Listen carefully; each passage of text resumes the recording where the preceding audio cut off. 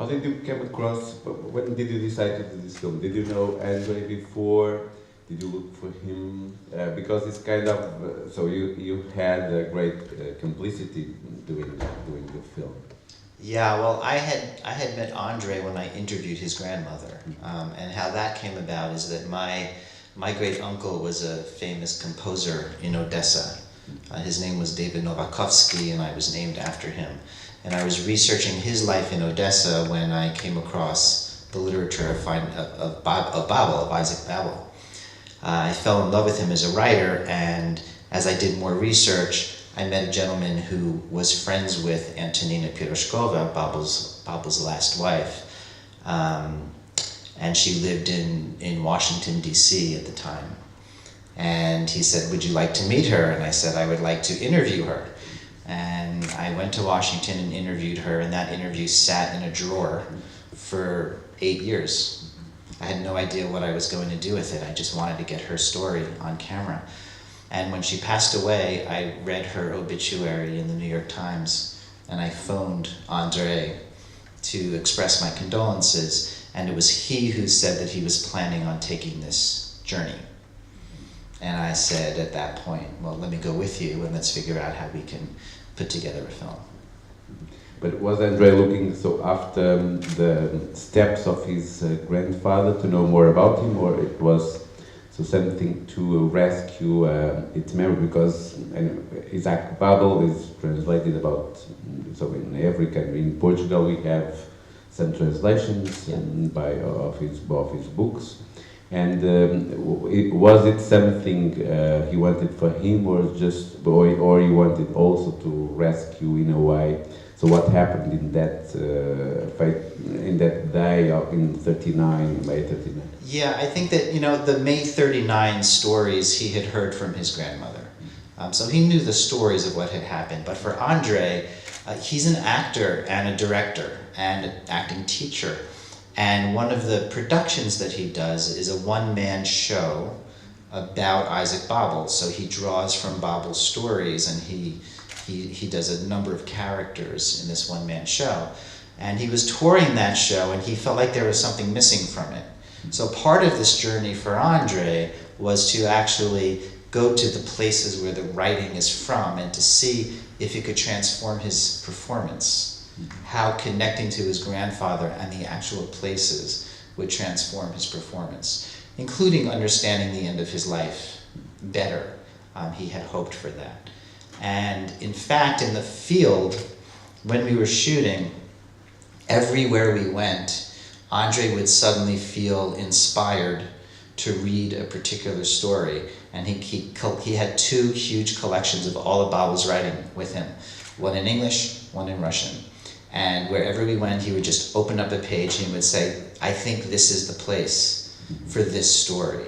And he would read the story in Russian and in English. We filmed it, we never used it. We used Liev Schreiber doing the ones that we kept. But he must have done this, honestly, 35 times in different places along the course of the journey. So for him it was very personal, but it was also very poetic. It was a way of connecting to Babel the poet and sort of finding a way to see Babel the person and Babel the poet and the history and kind of reconcile those 3 things together. At a certain point of the film, somebody says that, and that's what happened to most of these writers, that some might have go away and leave Russia and so go live in Paris or London, but they didn't do it because so they were so the Russian language and the earth, the land, the earth. Was something that they needed for their living. Yeah, and Babel spoke 13 languages. I mean, he was very well versed. He was fluent in French, he was fluent in Yiddish, he was fluent in Russian, he was fluent, he knew so many languages, and yet he needed to write in Russian. The only Yiddish that he did was he did his own translations into Yiddish for some of his writing, and actually Sholem Aleichem did some translations for Babel as well into Yiddish. But he had to have that language, right? Like you said, and he had to have the place. He talks to Zorin, the writer Zorin, who's in the film when Zorin was a little kid. What Babel's message to him is nature. You have to be in the land. You have to experience nature. So he was so connected to that land, and he was connected to the Soviet experiment, right? The communist experiment. He was a very fervent communist during the revolution in the early years. And it was his experience in 1920, riding with the Red Cavalry, that started to give him pause about the ability for the dream to happen. And even though he watched it devolve over time, he still remained very connected to it. And a lot of people say he just needed to see it through, no matter which direction. So that's what is about our program on the 1917 revolution and the fate of the poets. What happened to them after? Because most of them, they were committed to it, and then some of them later they were persecuted, some were killed, but they never left. They never left Russia. What about his relationship with Eisenstein? You didn't develop it here for some reason. Yeah, I mean, I can only say the reason it's not developed in the final version of the film is because the first edit of the film was 4 hours long, so some things needed to go. But he had a very close relationship with Eisenstein, and he was actually Eisenstein's script doctor, right? Eisenstein would send him scripts and say, fix the dialogue. That was what Babel did. He fixed the dialogue for many films, for which he didn't receive credit. He didn't want the screen credit for those things. But they were good friends. They spent time in Odessa together. They were of the same generation, and they were both subversive artists, right? Who were trying to get their message through in spite of the censors. Talking about Eisenstein, and we know some of the things that he did to get through the censors, and some of the things the censors made him do. Babel experienced that with the film for Benya Creek, which we show a little bit of. He did write the screenplay for that film. Vilner directed the film. And when it was first released, the central character of the Odessa Tales, Benya Creek, did not die. And the reason he did not die is because in the Odessa Tales, in the books, he never dies. And in fact, Babel was writing more Odessa Tales in the 1930s that he did not publish, that are assumed to be with the confiscated manuscripts if they're still around. Benya Creek never dies. He can't. Whatever he represents, he can't die. And so it opened in Kiev in 26, I think. And the censors came in and shut it down after the opening weekend. And they made Babel rewrite the ending and reshoot it in a way where the proletariat rises up against Benya Creek and kills him. So in the film version, he dies. But nowhere in Babel's mythology of the Odessa Tales does he die. Well, then we can open it to the audience.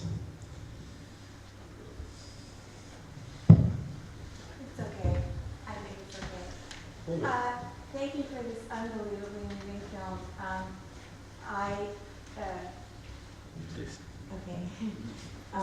First of all, the sound design is just spectacular. Both the things that are real pieces, and then just the subtle undercurrent. It was just gorgeous. And for me, it has special resonance because my great-grandparents were from a part of, my father would always say that his grandparents lived in Poland, in Russia, in Ukraine, and they never left. They also never had a passport. It was long before they were passports. They were in one town, but the country kept changing. Yeah, they never left, but they experienced life in Russia and remained anyway. So thank you for sort of taking a journey for me personally. So I just think it was beautiful, and also how beautiful his grandmother was in her later years. I mean, it just came across so beautifully. So thank you.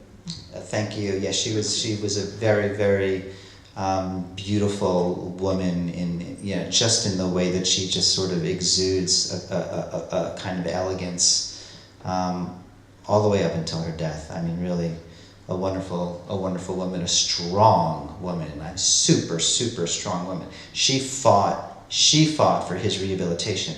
She fought into the 50s. The writers' club, essentially, in Moscow was resistant. You know, the Soviets that survived the purges don't quite know how to handle Babel, because he's a hero on one hand, but he's a populist hero. And the West loved him as a literary icon. And how do you raise this character onto a pedestal in a society where you also arrested him, tortured him, and executed him, unless you're going to do full repentance? So it's very, very complex, the relationship between Russia today and Isaac Babel. During the Olympics in Sochi, when they were honoring all of the writers and the composers of Russia, right, and the Soviet Union, he was not included in that canon, which is shocking. But this is why. And there were a lot of battles, political battles, over that statue in Odessa when it went in. You know, Ukraine wanted to say it was theirs. Russia wanted to say it was theirs. The Odessa, they were the ones who said, forget all of you. He's Odessa, right? And we're claiming this statue. It's very interesting politics. And thank you for noticing the sound. Sound is super, super important to me. Is her autobiography available? You showed the translator, but it's okay. Yes, the question is about Piroshkova's autobiography. It is available. It's published in both Russian and in English. Maybe I write it down after. Yeah, it's called By His Side. Yeah.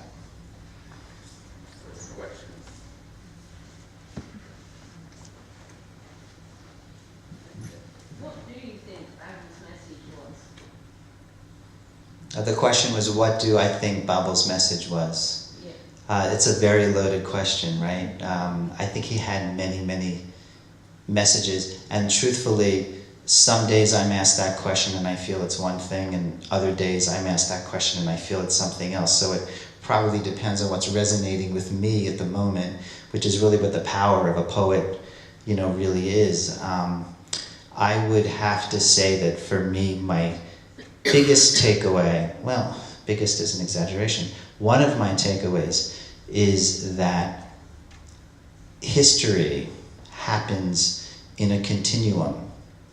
It doesn't just happen in these momentary incidents. And when you read his works, you get a sense of how, just in a phrase, he's drawing upon the past and the present and the future all at once.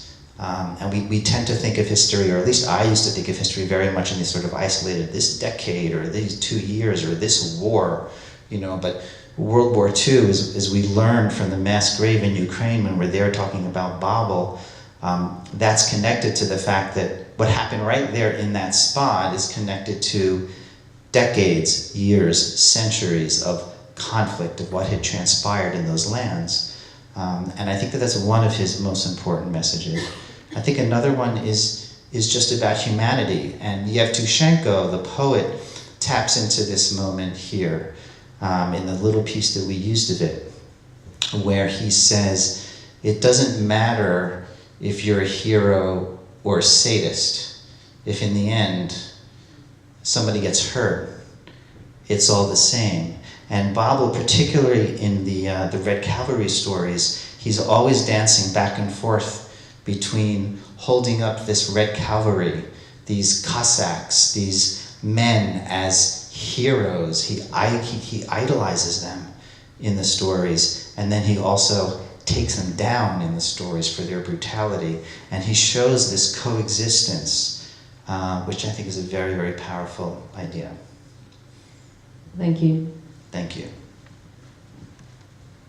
But if you ask me tomorrow, there'd probably be a few others. How has it transformed your own story of your life? How has the making of the film transformed the story of my life? So for example, we're also seeing this, the art that you created, but you were there, you lived it, you experienced it. And so it has to have something different for you as well. Yeah. As for his grandson, so. Yeah, absolutely. I mean, I think this is the primary reason why I make documentary films. is that for me, their massive growth experiences, their experiences of where I educate myself about a topic, but where I also dive in, really, really deeply about something. And I believe I'm drawn to certain topics for reasons that are out of my control. And in this case, I keep being drawn back to Odessa in Ukraine. And my wife is here in the back and she'll attest to that. I mean, this has been since like 1993, my first visit to Ukraine, which had nothing to do with this film. And then other things have happened in life that had brought me to those lands, and these are the lands of my ancestors. Even though I learned very, very little about this as a child. It's not like I was raised as a Russian or Ukrainian immigrant. I'm third generation American. And that idea, I think, of being pulled to a space, being pulled to a land, and then being able to contemplate, I guess that idea about the continuity of life, the continuity of the human experience, I think is probably how it's transformed me the most.